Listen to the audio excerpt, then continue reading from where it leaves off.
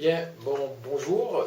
Eh ben voilà, nous sommes arrivés au deuxième jour, enfin, ou au premier jour.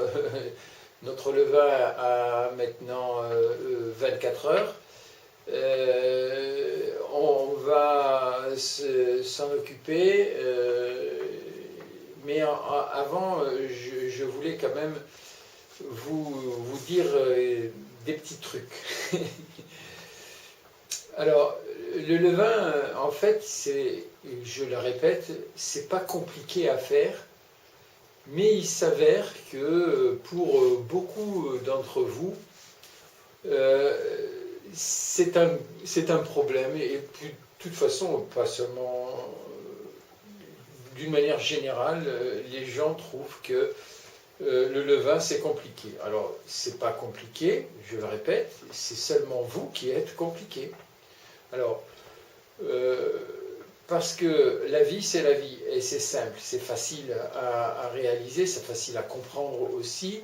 La nature, c'est la nature, et que quand vous mettez en relation pour faire un levain de l'eau et de la farine, c'est pas compliqué, ça marche. C'est pas oui, ça va marcher, oui, ça va pas marcher. Pourquoi? Alors, quelles sont les possibilités que l'on a que ça ne marche pas? Et c'est notamment, évidemment, ces possibilités viennent de nous, hein, viennent de l'homme, hein, viennent pas de la vie, parce que la vie, elle va pousser sans aucun problème.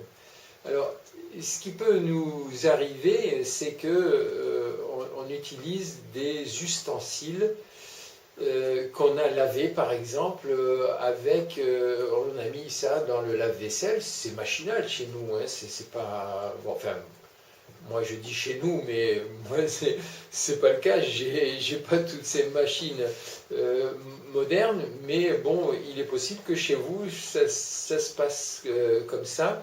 Une machine à laver. Aujourd'hui, pratiquement tout le monde a une machine à laver, sauf ceux qui ont fait un retour à la nature, comme moi. Donc la machine à laver, on la met en marche, on met le produit à la vaisselle dedans, et puis on lave, c'est propre, on sort, et puis on utilise le bol qui vient de sortir de la machine à laver, toute fraîche et toute chimiquement posée très bien. J'ai le récipient à baigner dans la lessive chimique, et puis on se demande pourquoi le levain ne démarre pas. Hein. Voilà, ça peut être une simple question. Pourquoi elle ne marche pas? Alors, il y a plein d'exemples comme ça. Il suffit seulement de réfléchir un petit peu, de rester un peu logique, et aussi de s'appliquer des règles naturelles, de rester naturel, et de faire en sorte que quand vous faites votre levain, de penser à son état, de penser à ce qu'il veut. Il veut une farine pas trop froide, il veut une eau pas trop froide. En tous les cas, il ne faut pas que la différence entre l'eau et la farine soit trop importante. Vous savez que c'est 15 degrés, pas plus. Si vous mettez une eau à 35 degrés une eau, vous la chauffez, elle est à 35 ou 45 degrés, et que la farine, elle, se retrouve à 10-15, c'est sa température de conservation, normalement.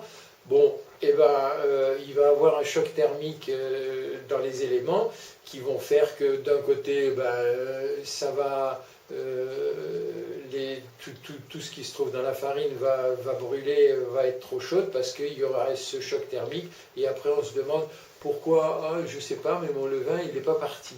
Bon, alors vous allez voir, je vais vous montrer quand vous regardez le levain tel qu'il est là, comme ça, posé, vous vous dites, ah, tiens, c'est bizarre, il a une tête bizarre, il n'a pas démarré. Mais dès que vous prenez votre spatule et que vous le tournez, ben vous apercevez que c'est tout bouillonnant. Certainement, on va le vérifier là. Et c'est bouillonnant. Pourquoi? Parce qu'il est tout petit, il a fait sa fermentation, il a fait sa levée, mais il n'est pas très expressif parce que c'est un bébé, c'est un petit, il a à peine démarré. Alors, on va le nourrir, on va le rafraîchir, comme on dit en boulange. Bon, on va le nourrir, on va lui donner de l'eau, on va lui donner de la farine à manger, on va lui donner à boire et à manger, on va lui donner de l'eau, de la farine, on va tourner, et puis on va le laisser reprendre, casser la croûte, on va dire, il va casser la croûte pendant 24 heures, et puis demain, on verra dans quel état il est. Alors, il est bon, hein. Moi je peux vous garantir que là, moi je fais des levains en un jour, hein. Je ne fais pas des levains en une semaine. Mais bon, pour l'exercice, on va faire comme ça. Mais un levain, ça prend 2 jours, on va dire. On le démarre et le lendemain, on peut en mettre une grosse quantité et puis le surlendemain, on fait son pain. Voilà, ça demande pas des études très longues comme certains vont nous le faire croire sur Internet ou ailleurs. D'ailleurs, un levain, c'est simple à faire. Il faut seulement savoir le gérer. Comme je l'ai expliqué déjà dans la précédente vidéo, il faut le faire vieillir, c'est ça qui est difficile, c'est pas difficile, c'est ça qu'il faut appliquer, qu'il faut faire si on veut avoir un levain de belle qualité. Voilà, alors ça c'était une petite chose que je voulais vous dire aujourd'hui, j'en aurai certainement encore demain à vous dire, encore parce que ça me vient au fur et à mesure, donc il faut faire attention aux récipients que l'on utilise. Il faut, si vous avez, c'est pour ça que je dis, quand vous avez votre bol comme ça, c'est le bol du levain et on l'utilise tout le temps. On ne va pas le mettre dans une machine à laver pour le laver pour qu'il soit propre. Non, si vous venez à enlever tout votre levain et à vouloir nettoyer votre bol, eh bien vous le nettoyez à l'eau bouillante, à l'eau chaude si vous voulez, pour qu'il soit désinfecté ou tout ci ou tout ça, je ne sais pas ce que vous voulez qu'il soit, parce qu'il faut quand même savoir que les levures sauvages sont partout dans la maison et que si vous voulez faire une culture sauvage de ces levures sauvages, eh ben, il faut qu'elles puissent vivre dans un bocal ou dans un récipient qui n'est pas complètement aseptisé et il lui faut que les éléments de la vie soient là et non pas un bol qui soit absolument nickel dans tous les sens du terme, presque passé à la javel ou au micro-ondes. Hein, je veux dire, bon, voilà, on fait du levain avec des choses vivantes et bon, on essaie d'utiliser toujours les mêmes récipients et surtout penser que on n'a pas besoin de lessive pour faire de la boulange. C'est comme je disais hier, les couches, elles se lavent sans lessive, elles se lavent à l'eau bouillante.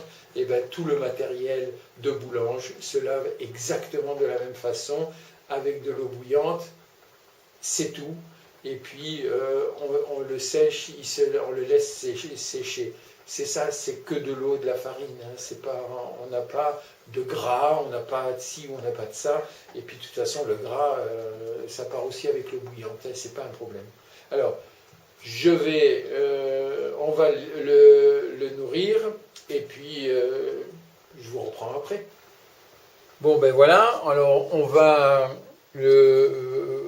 regarder notre levain. voilà la forme et l'aspect qu'il a. C'est, je dirais, pas très significatif. Hein. On voit bien qu'il n'y a pas grand-chose, mais quand même, si on regarde bien en détail, on s'aperçoit qu'il y a des petites bulles qui sont là. Et quand on va le remuer, on va s'apercevoir certainement que c'est... Voyez, on a quand même un aspect très, très gonflé, très... il y a des bulles, hein. On voit bien les bulles, ça fait aucun doute. Hein. Donc vous voyez, il y a un moussant, hein. Il y a un moussant. Donc vous voyez, le levain n'a pas 3 jours là, hein. Il a seulement 2 jours. Alors vous vous apercevez que moi j'essaie avec ma baguette de supprimer tout ce qui est durci parce que je remets tout ça au milieu du levain pour que ça soit intégré et que les parties dures qu'on a laissées la dernière fois, c'est pour ça que je dis aussi qu'il faut nettoyer son bol tout le temps pour qu'il soit bien propre. Donc vous voyez, j'ai pas, c'est 24 heures, à peine 24 heures. Alors qu'est-ce qu'on fait maintenant?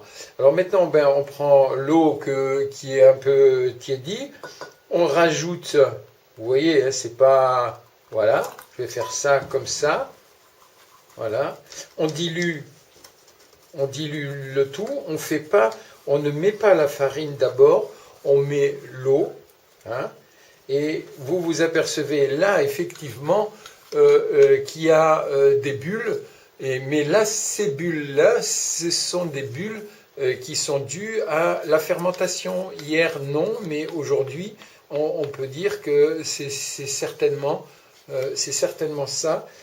Donc on fait partir, hein, quand on fait comme ça, on fait tout partir. Alors là, je prends de la farine et puis j'en ajoute un petit peu. Je tourne. Alors, quand je tourne, je tourne en général toujours dans le sens des aiguilles d'une montre. Je peux faire un peu dans le sens contraire des aiguilles d'une montre, mais ça sera toujours moins que celle que je fais dans le sens des aiguilles d'une montre, parce que le sens des aiguilles d'une montre, c'est le sens cosmique, c'est comme ça, et vaut mieux monter l'énergie que la descendre. Si on monte dans les aiguilles d'une montre, on visse, et dans le sens opposé, eh bien, on descend l'énergie. Donc, vaut mieux monter la vie comme ça, dans le sens des aiguilles d'une montre. Je dis, on peut faire un tout petit peu, mais on termine toujours dans le sens des aiguilles d'une montre. C'est comme pour l'eau, le vortex, c'est pareil. Le vortex, il tourne dans le sens des aiguilles d'une montre, même qu'on le lance dans un sens ou dans un autre, c'est pareil. Donc vous voyez la consistance, et là on a quelque chose qui est moussu, hein, on sent que la vie est là, elle est intérieure. C'était absolument extraordinaire comme sensation. Vous allez voir, c'est fabuleux, c'est fabuleux. Voilà. Donc ben là on a fait. Donc vous avez vu la consistance. C'est moi ça très souvent je le mets dans ma bouche.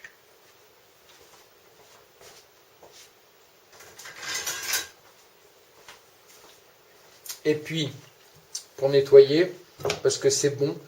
Et puis ensuite, je prends ma maryse, je fais un tour pour faire mon bol le plus propre possible. Voilà.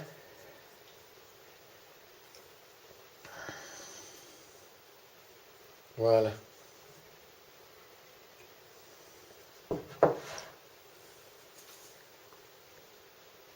Alors évidemment, tous les éléments du levain qui forment le levain veulent faire partie de cette belle aventure de la vie. Et donc, il faut essayer d'être justement, c'est pour ça qu'il faut essayer de les mettre tous à l'intérieur du levain. Et personne ne reste à l'extérieur, parce que s'il reste à l'extérieur, il va durcir. Et s'il durcit, évidemment, il ne fermente pas. Hein. Voilà. Donc, ça, on va faire la même chose qu'hier. On fait ça, on le met là, sa baguette, et puis on va le mettre dans son endroit pour qu'il puisse travailler, manger, déguster sans absolument aucun problème. Bien, ben voilà, vous avez vu comment on rafraîchit un levain. C'est pas non plus très compliqué. C'est exactement la même chose que quand on le crée. Hein, on met de la farine, de l'eau à bonne température, et puis on touille tout ça, et puis on le mélange de manière à ce qu'il puisse se développer et faire sa fermentation. C'est pas plus compliqué que ça. J'espère que j'arrive à vous faire passer quand même la fibre de la simplicité de la vie. Parce que la vie est simple, elle est pas plus compliquée en tous les cas que ce que je vous montre là. Il faut seulement être à ce que vous faites, que votre esprit soit en relation avec ce que vous faites et avec les ingrédients, la farine et l'eau. Ça, c'est très important. C'est peut-être pour ça que mes levains, quand je fais un levain, ils ne mettent que 24 heures à être là et 48 heures pour être utilisés. C'est peut-être effectivement ça qui fait la différence et qui fait la différence avec les levains des autres boulangers, je dirais, du coin de la rue, qui n'arrivent pas à faire un levain et qui ont besoin de levure dans leur levain pour pouvoir compenser le manque d'esprit qu'ils n'ont pas quand ils font le pain. Voilà, je pense que c'est ça, et la facilité, c'est pas de mettre de la levure dans son levain, mais plutôt de mettre son esprit dans son levain. C'est peut-être ça le secret. Donc il faut être en conscience avec ce que vous faites quand vous faites votre levain. Alors, demain, eh bien, on fera exactement la même chose. J'aurai peut-être sûrement d'autres choses encore à vous dire sur le levain. J'en profite parce que après, une fois que vous saurez faire, j'aurai plus rien à dire. Alors, j'en profite. Voilà. Donc demain, on fera exactement la même chose à la même heure, donc 24 heures plus tard, pour voir comment il aura évolué. Et là, je peux vous dire que vous allez voir la différence.